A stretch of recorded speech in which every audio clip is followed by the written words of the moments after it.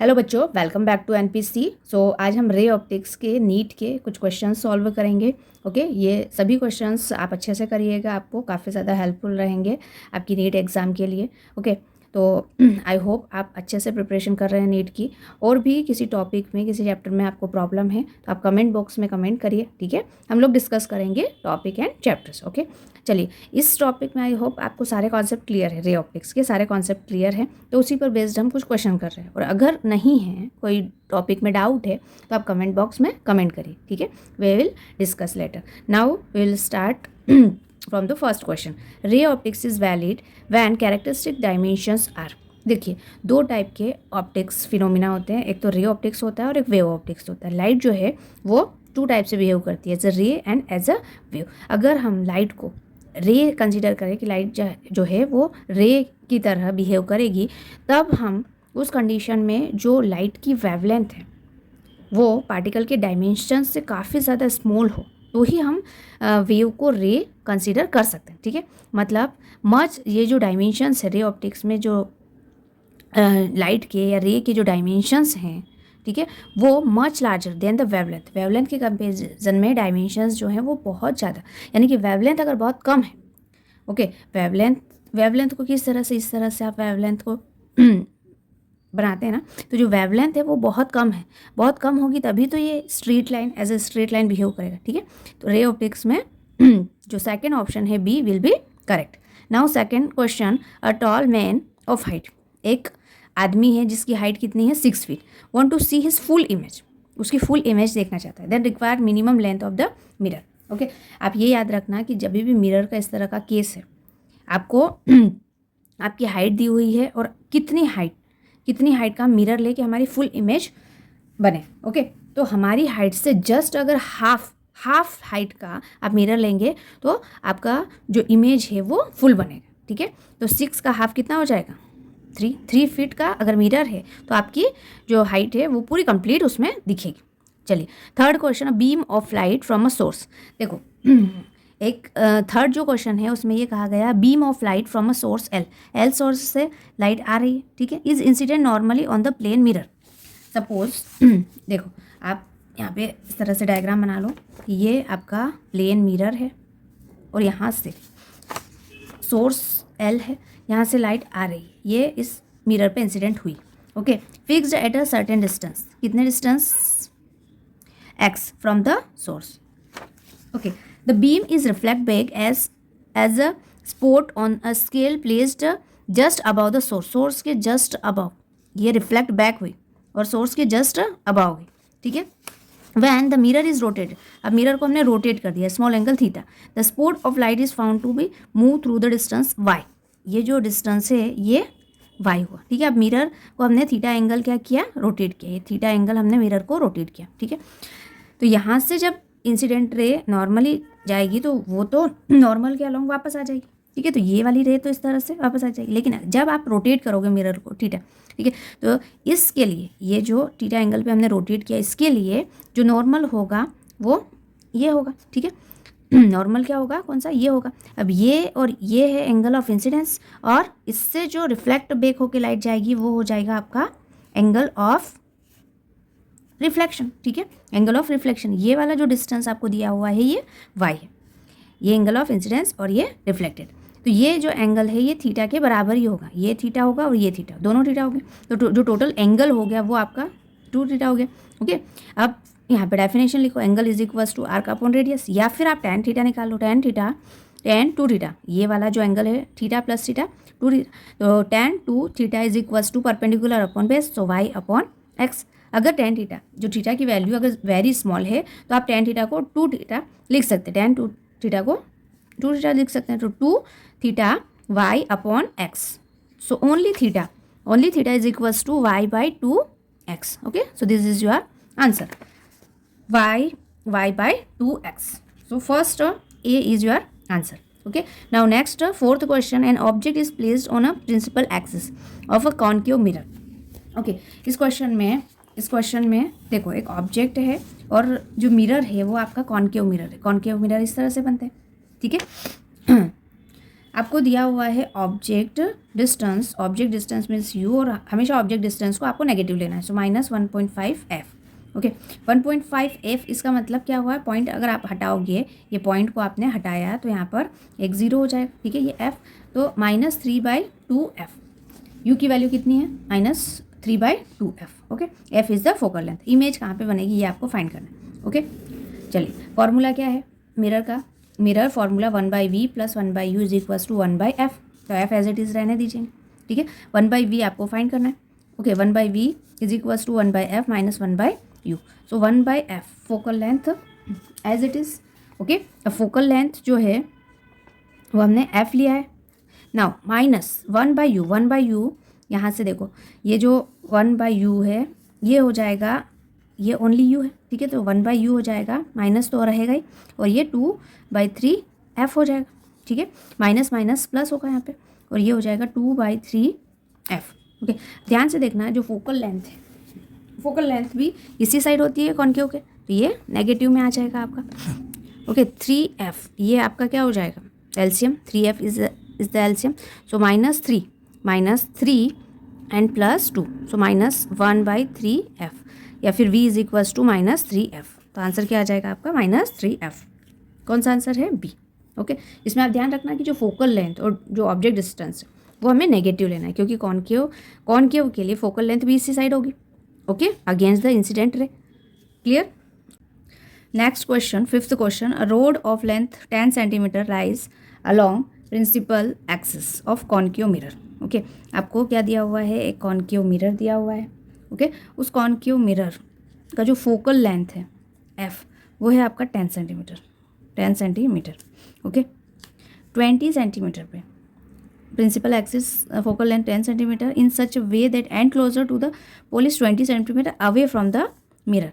ठीक है, यहाँ पर एक रोड रखा हुआ है। ओके, इसका जो a और b एंड है, ये जो a एंड है ये 20 सेंटीमीटर है फ्रॉम द मिरर। 20 सेंटीमीटर अगर मिरर से है तो यहाँ से ये 10 सेंटीमीटर होगा, और ये जो a पॉइंट है ये इसका सेंटर ऑफ कर्वेचर होगा। ओके, यानी कि टोटल जो रेडियस ऑफ कर्वेचर है 20 सेंटीमीटर। क्लियर। नाउ आपको ये बताना है कि इसकी जो इमेज बनेगी उसका लेंथ क्या होगा। ओके, देखिए ए जो पॉइंट है आपका, ए की इमेज तो ए पे ही बनेगी, क्योंकि सेंटर ऑफ कर्वेचर पे जो भी ऑब्जेक्ट रखा हुआ है सेम साइज की इमेज सेम पॉइंट पे बनती है, तो ए की इमेज तो ए पॉइंट पे ही बनेगी। ओके, बी की इमेज देख लेते हैं, बी के लिए इमेज कहाँ बनेगी। ठीक है, तो 1/v मिरर फार्मूला जो यूज़ करेंगे, u is equals to 1/f। अब यहाँ पे जो फोकल लेंथ है वो तो -10 सेंटीमीटर है, लेकिन जो बी पॉइंट है वो कितना सेंटीमीटर है, तो ये 20 है और रोड 10, तो टोटल जो ऑब्जेक्ट है वो 30 सेंटीमीटर पे, बी पॉइंट जो है 30 सेंटीमीटर पे माइनस में आएगा कॉनकेव के लिए। Okay, so 1/v is equals to 1/f minus 1/u। 1/f की वैल्यू है -10 और ये माइनस प्लस 30 हो जाएगा। ठीक है, इसमें आप एलसीएम लोगे तो 30 एंड -3 + 1, सो -2/30, इसका मतलब -15 सेंटीमीटर। ओके, -15 सेंटीमीटर मीन्स ये हुआ 10 और इसका हाफ हो जाएगा 15। ठीक है, यानी कि यहाँ पे इसकी जो इमेज है वो मिलेगी, ये है 15 सेंटीमीटर पे, ये 20, तो जो इमेज डिस्टेंस होगा, okay, length of the image वो हो जाएगा 20 - 15। ओके, कितना, 5 सेंटीमीटर। ओके, ये भी, so 5 centimetre is the answer. Okay, A जो पॉइंट है वो 20 पे है, बी 15 पे है, तो इन दोनों का जो डिफरेंस हो जाएगा 20 - 15 is 5 centimetre. Clear. Now next 6th question, ये 5th है आपका। 6th क्वेश्चन में दिया हुआ है, an object is placed at a distance 40 centimetre from a concave mirror. Okay, 40 centimetre पे रखा हुआ है, ये कॉनकेव मिरर है आपका। ठीक है, इसका फोकल लेंथ है आपका 15 सेंटीमीटर। ओके, ऑब्जेक्ट का जो डिस्टेंस है वो है 40 सेंटीमीटर। क्लियर, यानी कि ऑब्जेक्ट डिस्टेंस -40 सेंटीमीटर है, फोकल लेंथ है आपका -15 centimetre. If the object is displace through a distance of 20 centimetre, अब 40 से 20 आ गया। ठीक है, 40 से आपने ऑब्जेक्ट को 20 कर दिया, तो पहले इन दोनों के लिए हम इमेज डिस्टेंस फाइंड कर लेते हैं, उसके बाद 20 सेंटीमीटर पे ले लेंगे इमेज डिस्टेंस। ओके, फिर डिस्प्लेसमेंट आपको बताना है कि इमेज ने कितना डिस्प्लेसमेंट किया, तो 1/v is equals to 1/f minus 1/u। Okay, यहाँ पे हो जाएगा -15 माइनस प्लस 40। ठीक है, 120 इज़ द एलसीएम यहाँ पे माइनस में हो जाएगा, 8 and 4 3 ज़ा, सो +3. Okay, so -5/120. So V is equal to -44. Okay,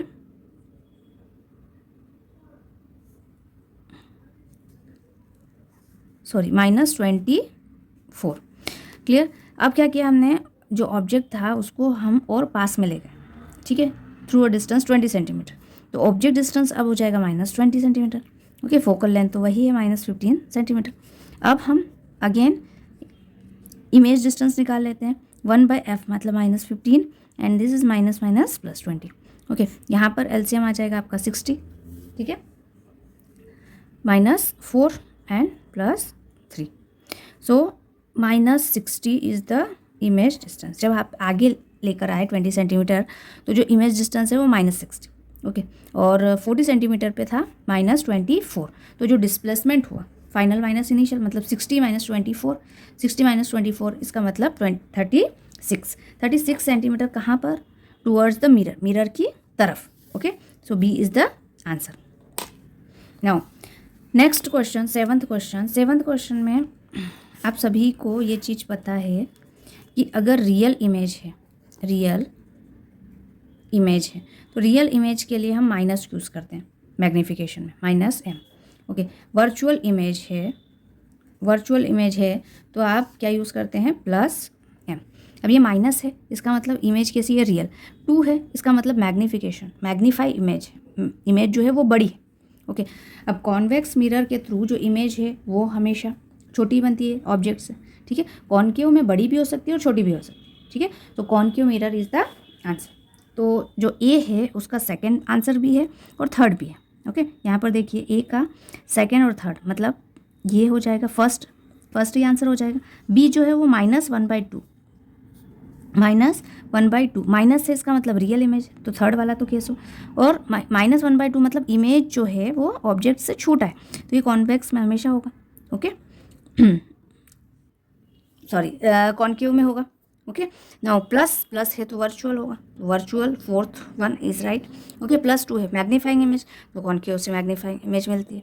okay, and यहाँ पे इमेज का साइज जो है वो हाफ हो जाएगा, छोटा हो जाएगा. ठीक है, छोटा किससे? कॉन्वेक्स से मिलेगा आपको. Okay, virtual and convex mirror के through. So A is the answer. Clear. चलिए अब next question, 8th question.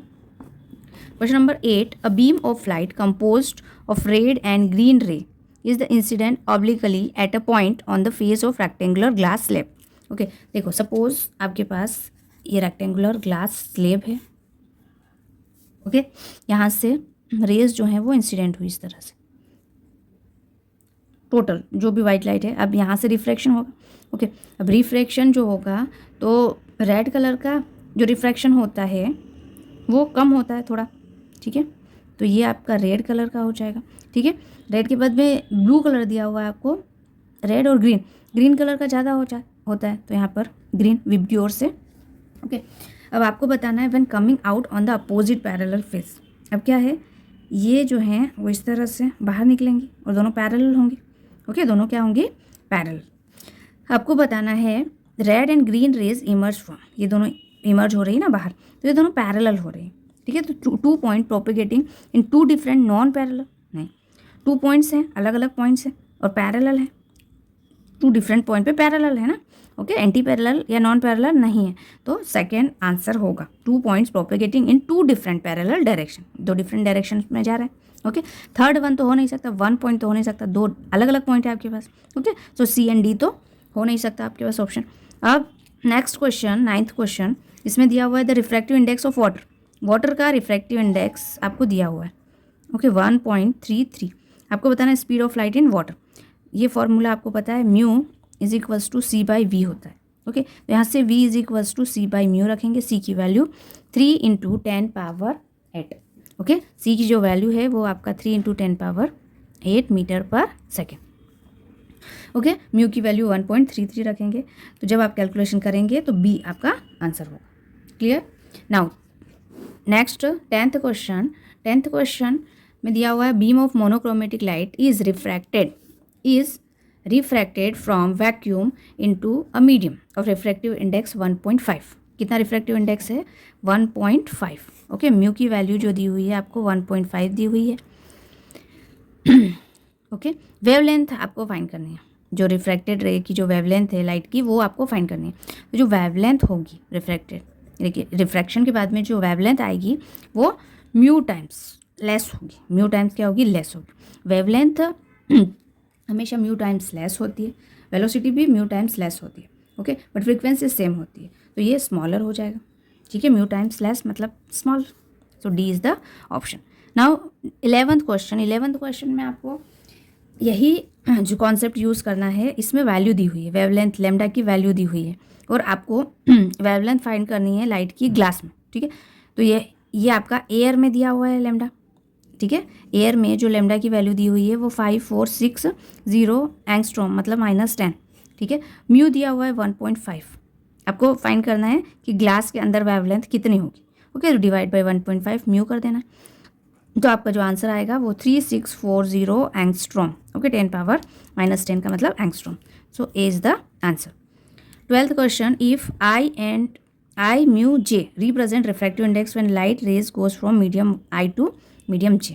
Okay, simply देखो, जब भी आप इस तरह के क्वेश्चन करें, अगर मैंने इस तरह से लिखा है 1 म्यू 2, ठीक है, ये लिखो या ये इस तरह से लिखो सेम है, जिसको हम लिख सकते हैं म्यू 1 डिवाइड बाई म्यू 2।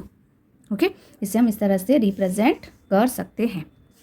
अब आपको क्वेश्चन में दिया हुआ 2 म्यू 1 मतलब म्यू 2 डिवाइड बाई म्यू 1 हो जाएगा, into mu 3 divide by mu 2 into mu 4 divide by mu 3। Okay, mu 3 से म्यू 3 कैंसिल, 2 से 2 कैंसिल, सो आपको बचा हुआ है option mu 4 divide by mu 1, mu 4 divide by mu 1।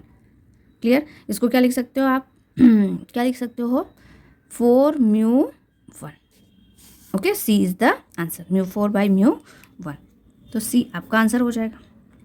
Now 13th questions, the refractive index of air with respect to glass is 2/3.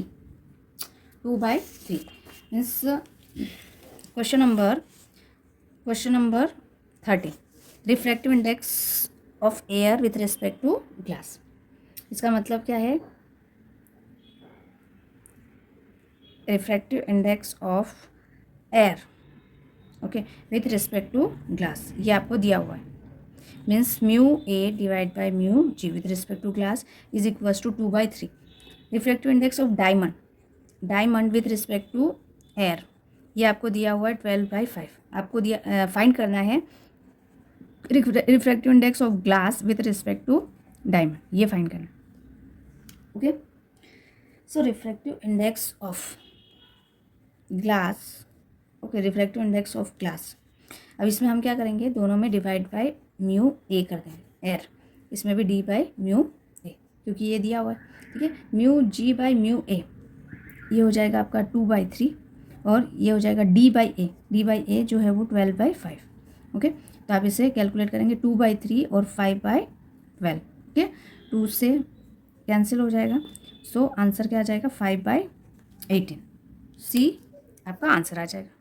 Okay, now next question, a microscope is focused on a mark on piece of paper,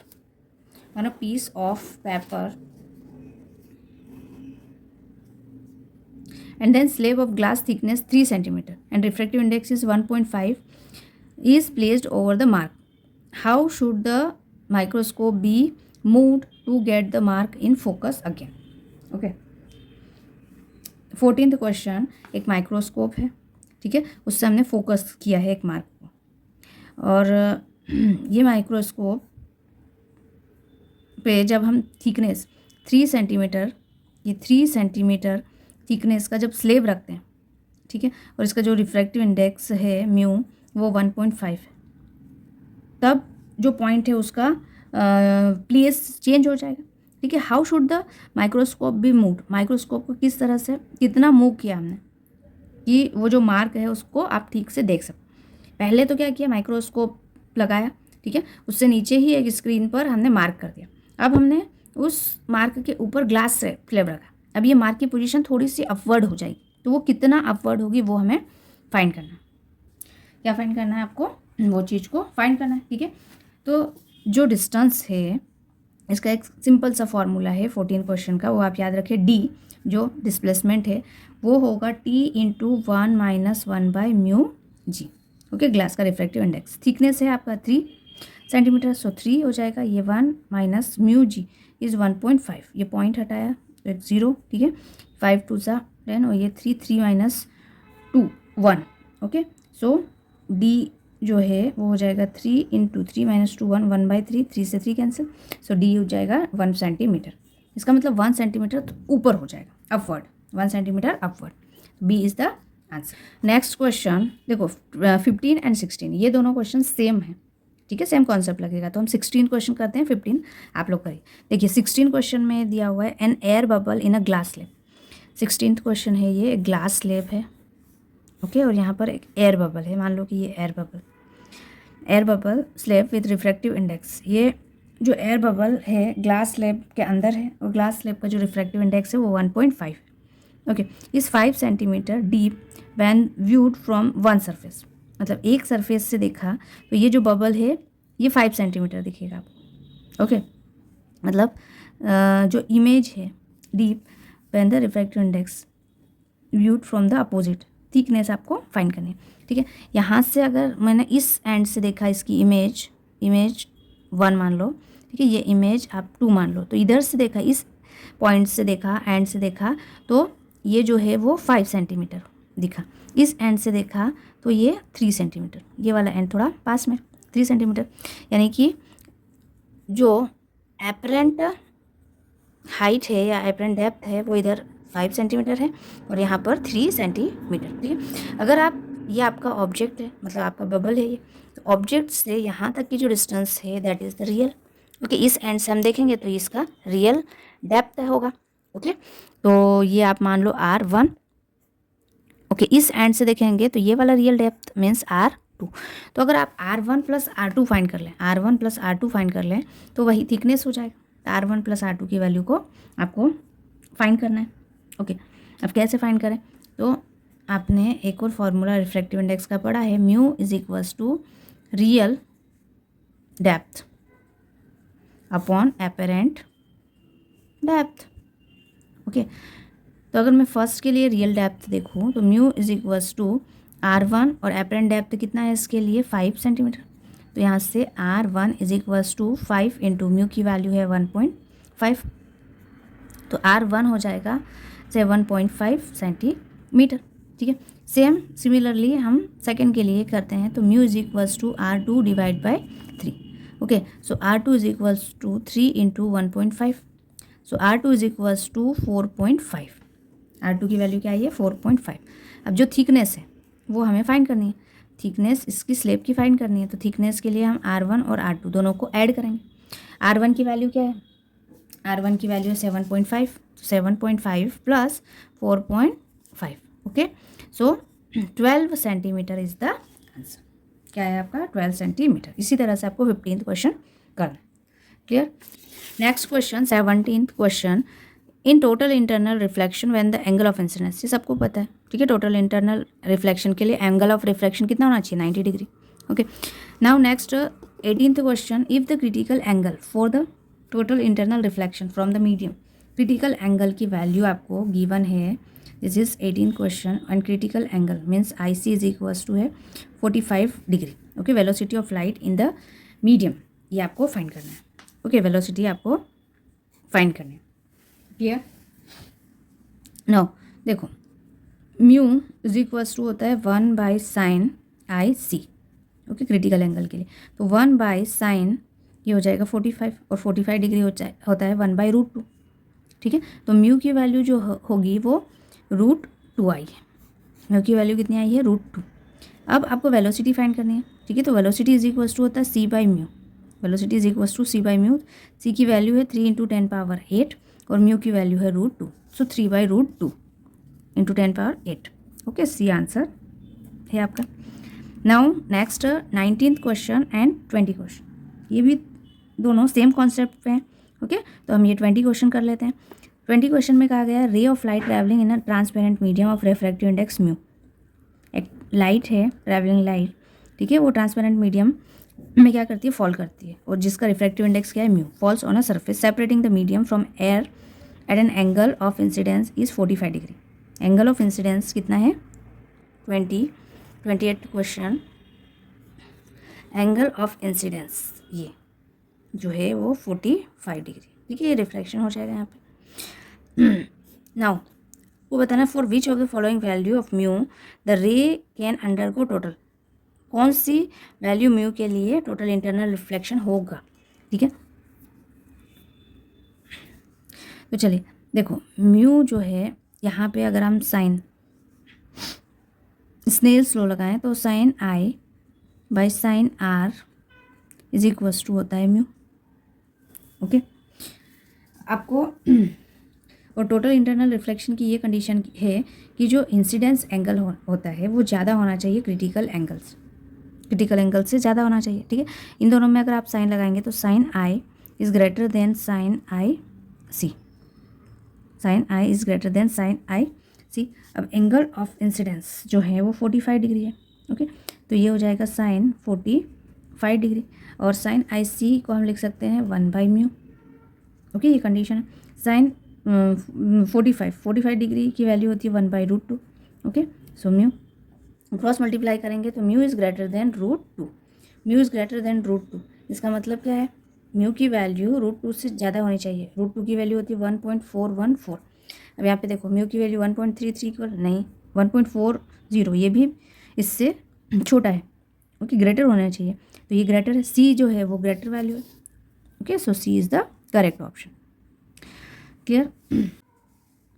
question number 22, okay. देखो question number 22 में आपको ये diagram दिया हुआ है और इसमें ये बताना है कि रे अगर 45 डिग्री पे इंसिडेंट होती है, ठीक है, और टोटल इंटरनल रिफ्लेक्शन हो रहा है, तो आपको रिफ्रैक्टिव इंडेक्स बताना है इस मटेरियल का, ओके। देखिए 22 क्वेश्चन, अच्छा क्वेश्चन है ये।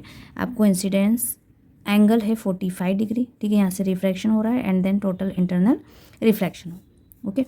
देखिए ये अगर मैं आर कंसिडर करूँ और ये वाला एंगल ऑफ क्रिटिकल हो जाएगा, ठीक है। अब यहाँ पे इस पॉइंट पे अब स्नेल्स लॉ लगाएंगे तो sine I by sine R, sine I by sine R is equal to होता है mu, okay. Refractive index I की वैल्यू क्या है, साइन आई की वैल्यू है 45 डिग्री, ओके। साइन आर को हम इस आई सी क्रिटिकल एंगल के रिस्पेक्ट में क्या लिख सकते हैं 90 minus I C is equals to mu हो जाएगा, तो साइन 45 हुआ √2 और ये sine 90 minus theta cos theta, so cos I C is equal to mu, ठीक है। और आपको ये भी पता है कि जो 1/μ होता है वो होता है साइन आई सी, तो म्यू क्या हो जाएगा 1/sin आई सी, ओके। तो म्यू, ये म्यू के प्लेस पे आप ये वैल्यू को पुट कर दें, √2 cos I C is equals to हो जाएगा 1/sin आई सी, क्लियर, इतना आपको आ गया समझ में। चलिए अब देखो यहाँ क्रॉस मल्टीप्लिकेशन कर दें, sine I C divide by cos I C is equal to √2 उधर चला जाएगा तो √2 डिवाइड में कुछ नहीं है मतलब 1, ओके। तो ये आपका आ जाएगा 10 आई C is equals to √3/1, okay. 10 आई सी की वैल्यू कितनी है √3/1। अगर आप ये एंगल देखें तो ये जो एंगल है वो आई सी में अगर 10 की वैल्यू निकालना चाहे तो ये आपका हो जाएगा परपेंडिकुलर और base, perpendicular and base, then hypotenuse इसका स्क्वायर प्लस ये, सो 2 + 1 मतलब 3, √3 हो जाएगा हाइपोटेनियस, ओके। सो यहाँ से साइन आई सी निकालेंगे तो क्या हो जाएगा आपका sine theta perpendicular upon hypotenuse मतलब √2 डिवाइड बाई √3, ओके। अब ये जो साइन सी होता है ये म्यू होता है, ठीक है, 1/μ, ओके। सो म्यू या सपोज ये 1/sin आई सी जो है वो हो जाएगा आपका √3/2, ओके। और यही होता है mu refractive index, so mu is equals to √3/2, okay. So C is the correct answer. Next question 23rd question, ठीक है। A small coin is resting on the bottom of beaker filled with liquid, okay. एक beaker है, इसके bottom में एक coin है, अब इसकी जो रेज है वो यहाँ पे आएंगी, ठीक है, इस तरह से है कि इंसिडेंट ये इंसिडेंट एंगल है, ये है आपका नॉर्मल, और रिफ्लेक्टेड रे जो है वो सरफेस के अलॉन्ग, मतलब रिफ्लेक्टेड एंगल आपका 90 डिग्री है। ओके, ये आपका हो जाएगा angle of incidence critical angle के बराबर। A ray of light from the coin travel up to surface of the liquid and moves along its surface. How fast? मतलब वेलोसिटी आपको फाइंड करना है, लाइट कितनी वेलोसिटी से जाएगी, ठीक है, लिक्विड में कितनी वेलोसिटी से ट्रैवल कर रही है लाइट, वो आपको फाइंड करना है।